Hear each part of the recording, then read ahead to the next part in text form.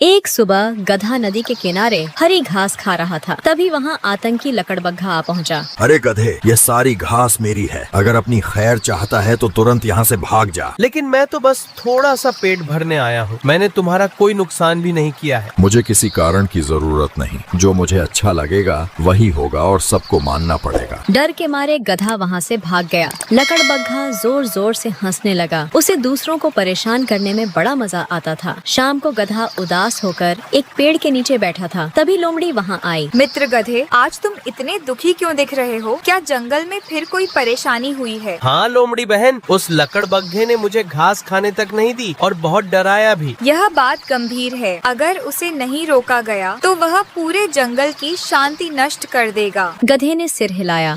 वह बहुत चिंतित था। अगले दिन लकड़बग्घा भेड़िए के इलाके में पहुंच गया। भेड़िया अपने परिवार के लिए शिकार ढूंढ रहा था। भेड़िए, जो शिकार तूने पकड़ा है उसे मेरे हवाले कर दे। अब जंगल में मेरा कानून चलेगा। मैंने मेहनत करके यह शिकार पाया है। बिना वजह मैं अपना भोजन किसी को नहीं दूंगा। तो फिर लड़ाई के लिए तैयार हो जा। मुझे किसी की मेहनत या अधिकार की परवाह नहीं। लकड़बग्घा अचानक भेड़िए पर झपटा। दोनों के बीच थोड़ी देर संघर्ष हुआ, लेकिन भेड़िया अपने परिवार की चिंता में पीछे हट गया। लकड़बग्घा उसका शिकार छीन कर ले गया। भेड़िया बहुत क्रोधित था, लेकिन वह समझ गया कि अकेले लकड़बग्घे से निपटना आसान नहीं होगा। कुछ दिनों बाद जंगल के कई जानवर शेर के पास शिकायत लेकर पहुँचे। महाराज, लकड़बग्घा रोज किसी न किसी को परेशान करता है। अब तो कई जानवर बाहर निकलने से डरते हैं। हम सब बहुत परेशान हैं। यदि जल्द कुछ नहीं किया गया तो जंगल में अराजकता फैल जाएगी। शेर ने सारी बातें ध्यान से सुनी। उसका चेहरा गंभीर हो गया। चिंता मत करो और न्याय अवश्य होगा। मैं स्वयं इस मामले की जांच करूंगा। उसी दिन शेर लकड़बग्घे को खोजते हुए जंगल के पश्चिमी हिस्से में पहुंचा। थोड़ी देर बाद उसे लकड़बग्घा दिखाई दे गया। लकड़बग्घे,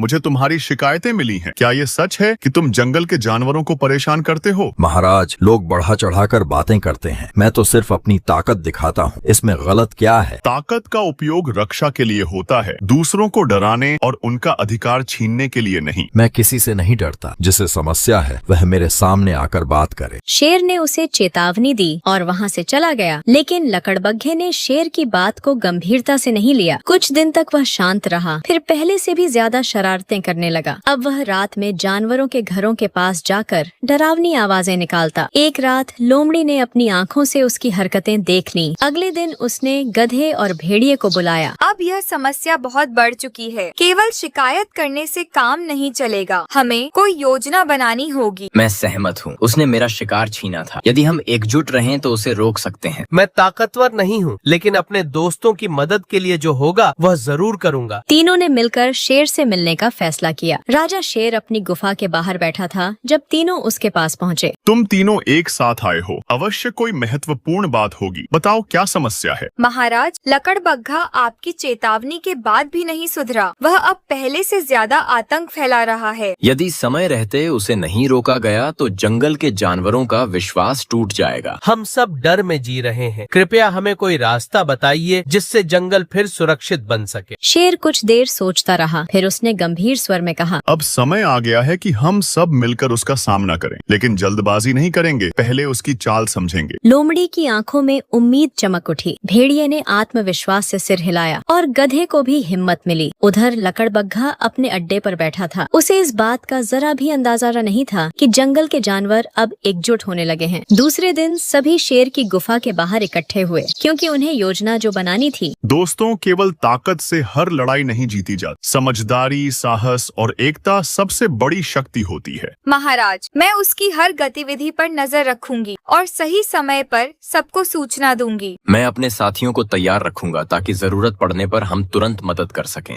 मैं भले ही ताकतवर नहीं हूँ, लेकिन इस बार डरकर पीछे नहीं हटूंगा। शेर ने सभी की बात सुनकर संतोष से सिर हिलाया। योजना के अनुसार लोमड़ी को लकड़बग्घे पर नजर रखने की जिम्मेदारी मिली। अगले दिन लोमड़ी चुपचाप जंगल के पश्चिमी हिस्से में पहुंची। वहां उसने देखा कि लकड़बग्घा कुछ बंदरों को डरा रहा था। सुनो, आज से इस इलाके के सारे फल मेरे हैं। कोई भी बिना मेरी अनुमति कुछ नहीं खाएगा। लेकिन ये पेड़ तो हमेशा से सबके लिए रहे हैं।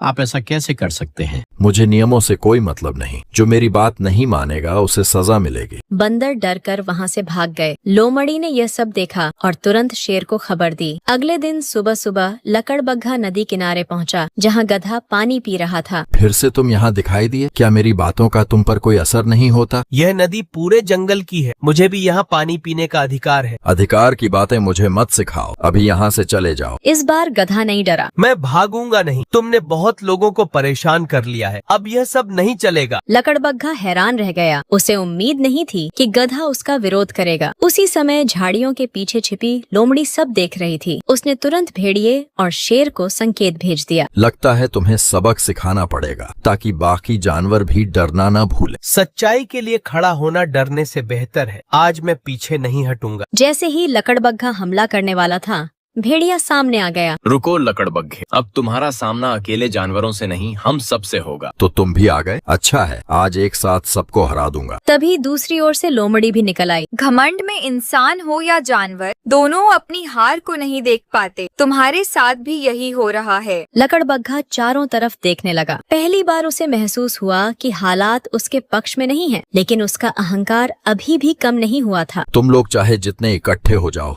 मैं किसी से नहीं डरता। उसी समय शेर की जोरदार दहाड़ गूंज उठी। पूरा वातावरण कांप गया। मैंने तुम्हें सुधारने का अवसर दिया था, लेकिन तुमने उसे कमजोरी समझ लिया। मैंने कोई गलती नहीं की। ताकतवर वही होता है जिसकी सब सुनते हैं। नहीं, सच्चा ताकतवर वह होता है जो दूसरों की रक्षा करता है, उन्हें डराता नहीं। लकड़बग्घे ने चारों ओर नजर दौड़ाई। उसे समझ आने लगा कि उसकी स्थिति कमजोर पड़ चुकी है। फिर भी उसने आखिरी कोशिश की और भेड़िए पर झपटने लगा, लेकिन भेड़िया तैयार था। उसने फुर्ती से खुद को बचाया। दोस्तों, किसी को डरना नहीं है, हम सब मिलकर इसका सामना करेंगे। सभी जानवरों ने एक साथ आवाज उठाई। जंगल एकता के नारों से गूंजने लगा। यह देखकर लकड़बग्घे का आत्मविश्वास टूटने लगा। अभी भी समय है, अपनी गलतियां स्वीकार करो और आतंक फैलाना बंद करो। लकड़बग्घे ने पहली बार महसूस किया कि उसने पूरे जंगल को अपना दुश्मन बना लिया है। उसकी वजह से कोई उसका मित्र नहीं बचा था। धीरे धीरे उसका सिर झुक गया। लकड़बग्घा मुंह लटकाए जंगल की गहराइयों में चला गया। हेलो दोस्तों, अगर आपको मेरी वीडियो पसंद आई है तो प्लीज मुझे सब्सक्राइब करें। हम मिलकर मजीद मजे करेंगे।